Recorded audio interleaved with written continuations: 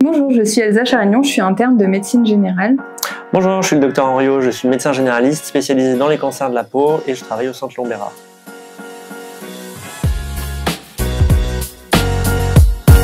À travers cette courte vidéo, nous allons vous apprendre à vous protéger du soleil et à repérer des grains de beauté douteux. Pourquoi est-ce que c'est important de pouvoir s'auto-dépister? C'est tout simplement car les cancers de la peau sont fréquents et il faut donc savoir s'en protéger. En effet, un tiers des patients auront un cancer de la peau au cours de leur vie. Fort heureusement, dans le tiers des patients qui auront un cancer de la peau, pour une immense majorité, il s'agit de cancers de la peau qui n'ont pas de risque vital. Ce sont les carcinomes basocellulaires qui correspondent à 70% des cancers de la peau. Les carcinomes épidermoïdes sont un peu moins fréquents, c'est 20% des cancers de la peau, mais eux, ils peuvent potentiellement être dangereux. Le mélanome, lui, ne constitue que 10% des cancers de la peau. Par contre, il a un véritable risque vital si on le laisse évoluer trop longtemps. En revanche, tous ces cancers peuvent avoir un retentissement esthétique, par exemple s'ils sont placés au niveau du visage, ou un retentissement fonctionnel s'ils sont sur une paupière, par exemple. Pour cela, ils sont systématiquement enlevés.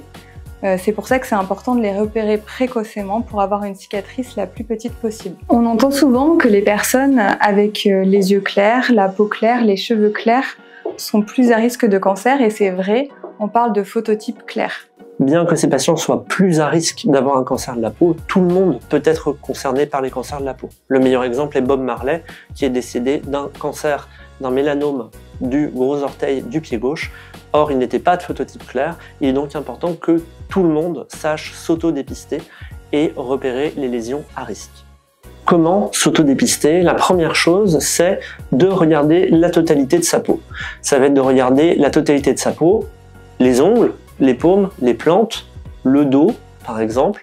Parfois, c'est pas très simple, par exemple pour les lésions dans le dos, mais l'utilisation d'un miroir peut vous y aider. Vous pouvez examiner votre peau tous les 3 mois. Si une lésion vous paraît douteuse, vous pouvez la prendre en photo et comparer 3 mois après. Mais comment reconnaître une lésion suspecte? La première étape est d'utiliser la méthode ABCDE. A pour asymétrique, B pour bord irrégulier, C pour couleur non homogène, D pour diamètre important supérieur à 6 mm et E pour évolution, si la lésion se modifie. Une lésion qui a tous ces critères est très inquiétante. Une lésion qui n'en a aucun est très rassurante.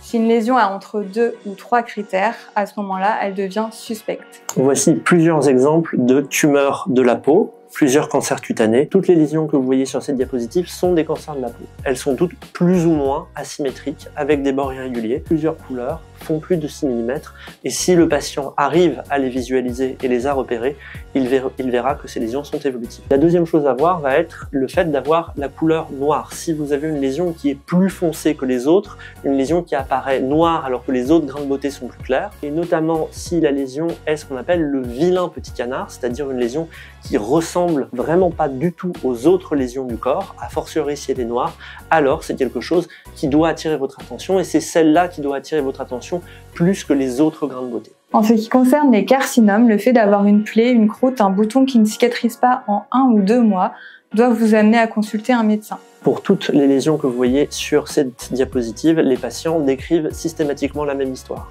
Il s'agit d'un bouton, d'une croûte, d'une piqûre de moustique, des lunettes qui vont avoir tendance à gêner et quelque chose qui ne cicatrise pas. Or, normalement, une plaie sur une peau saine aura tendance à cicatriser spontanément. Si vous voyez quelque chose qui perdure dans le temps, ça doit vous amener à voir votre médecin pour en discuter avec lui. En résumé, toute lésion nouvelle avec des critères ABCDE ou différentes des autres lésions, ou toute lésion ancienne qui se met à changer, ou toute croûte qui ne cicatrise pas en 1 ou 2 mois, doit vous amener à consulter votre médecin. Voici quelques exemples inquiétants sur cette diapositive. Toutes ces lésions sont, dans une différente mesure, A, B, C, D, E et sont le vilain petit canard.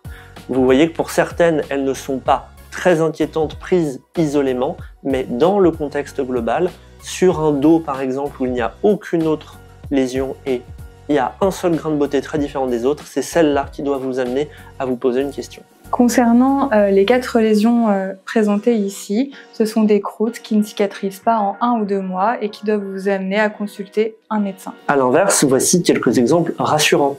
Sur la partie haute de la diapositive, vous voyez des grains de beauté qui sont des lésions symétriques avec des bords tout à fait réguliers, qui ont très peu de couleurs, qui sont petites et que les patients vont décrire comme étant des lésions tout à fait stables dans le temps.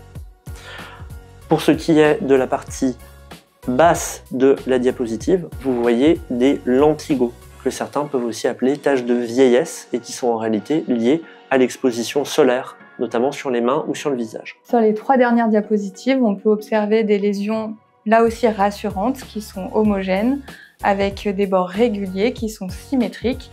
Quand on palpe ces lésions, on peut observer une petite pastille dure à l'intérieur. Il s'agit d'histiocytofibromes, ce sont des lésions tout à fait bénignes. Voici d'autres exemples de lésions tout à fait communes et rassurantes. Sur la partie gauche, vous voyez des lésions rouges, très bien limitées, qui sont ce qu'on appelle des angiomes, aussi appelées des taches rubis. Ce sont des choses qui sont extrêmement fréquentes, notamment à partir de la quarantaine, et qui n'ont aucun danger, surtout qu'elles viennent souvent en nombre et sont donc très ressemblantes les uns les autres. Sur la partie basse de la diapo, vous voyez également des kystes qui peuvent paraître inquiétants, mais quand vous les regardez de près, vous voyez qu'à l'intérieur, il y a comme un petit trou qui est en fait un point noir. Ce sont juste des gros points noirs, qui sont des lésions qui parfois sont gênantes, un peu dures à la palpation. Vous pouvez en parler à votre médecin plus sur une visée esthétique, mais en tout cas, elles ne présentent pas de danger. Ici, sur le cou de cette patiente, vous pouvez observer des molluscum pendulum. Ce sont des lésions homogènes en couleur, bien régulières, de petite taille, à bords réguliers. Là aussi, ce sont des lésions totalement rassurantes. On les trouve le plus souvent au niveau cervical ou sous les aisselles. Plus difficile, les kératoses séboriques, aussi appelées verrues séboriques, sont des lésions qui apparaissent elles aussi à partir de la quarantaine et vont se manifester par une petite plaque un peu rugueuse sous le doigt.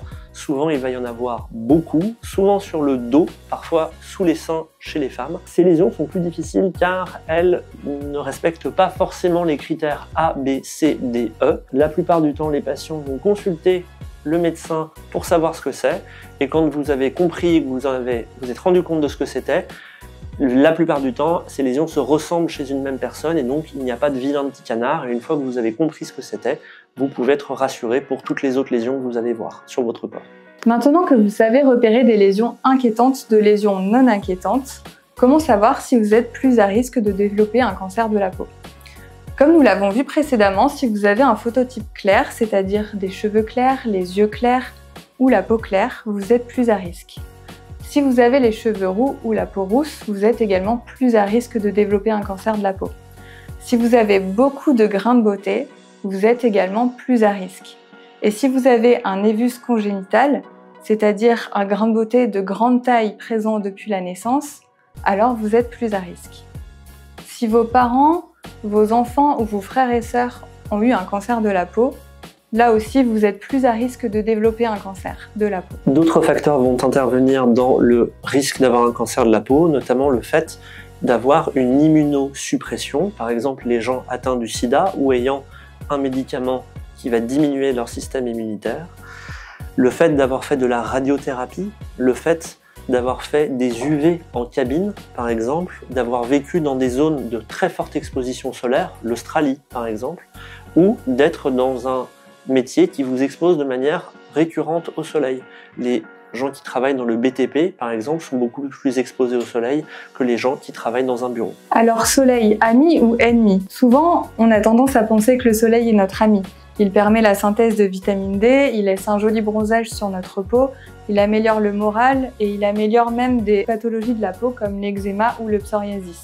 Cependant, le soleil amène aussi des coups de soleil. C'est aussi lui qui va amener l'essentiel du vieillissement de la peau, le fait d'avoir une peau épaisse, rugueuse, avec des rides profondes. Toutes les taches dont on a parlé, notamment au niveau des mains ou du visage, sont aussi liées au soleil et pas réellement à la vieillesse. Et enfin, bien entendu, ça va amener les cancers de la peau dont on parle depuis le début de cette vidéo. Donc le soleil, ami ou ennemi, en tout cas, il y a beaucoup plus d'inconvénients à aller de manière chronique et intensive au soleil. Quels sont les bons réflexes et les bons conseils concernant l'exposition solaire? Premièrement, il faut protéger de manière importante et permanente les enfants du soleil. C'est très important de protéger les enfants qui ne vont pas être capables, notamment les tout petits, de se protéger eux-mêmes.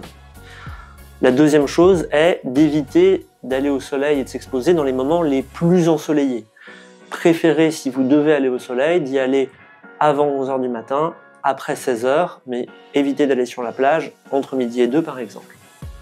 La troisième chose est quand vous pouvez vous protéger du soleil, quand vous le pouvez, vous devrez essayer au maximum de mettre des vêtements, car c'est la meilleure stratégie, c'est ce qui bloque le mieux les rayons du soleil. Pour les patients de phototype clair, donc les roux aux yeux verts, les blonds aux yeux bleus, il vaut mieux renoncer au bronzage, puisque votre peau a plus de mal à bronzer et va avoir tendance à créer plus facilement des cancers de la peau.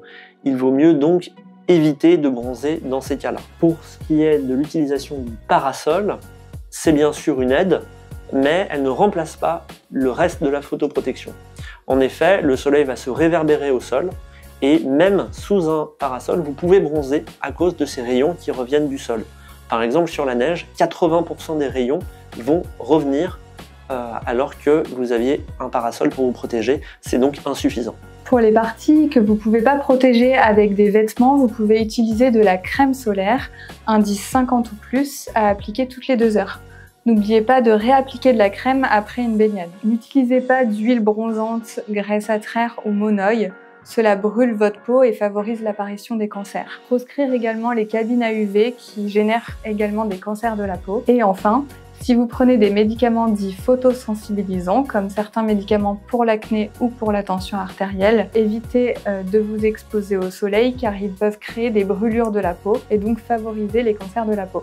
N'hésitez pas à en parler avec votre médecin. Merci pour votre attention. Si vous avez une lésion qui vous inquiète, n'hésitez pas à la montrer à votre médecin traitant. Vous allez maintenant quitter cette vidéo, mais restez bien sur le questionnaire dans lequel vous étiez et finissez bien ce questionnaire. Vous avez déjà répondu à plein de questions, vous allez répondre aux mêmes questions désormais. C'est très important pour nous pour voir si ce qu'on vient de vous dire vous a permis de mieux vous débrouiller dans le repérage des cancers de la peau. Appuyez bien ensuite sur le bouton envoyer, c'est très important pour nous. Et dans 3 mois, vous allez recevoir à nouveau les mêmes questions pour qu'on vérifie si les informations sont bien restées dans votre tête. C'est très important pour la thèse d'Elsa et c'est très important pour qu'on sache si ce qu'on fait actuellement a un véritable intérêt pour former les patients à repérer ce qui a un cancer de la peau. Merci à vous.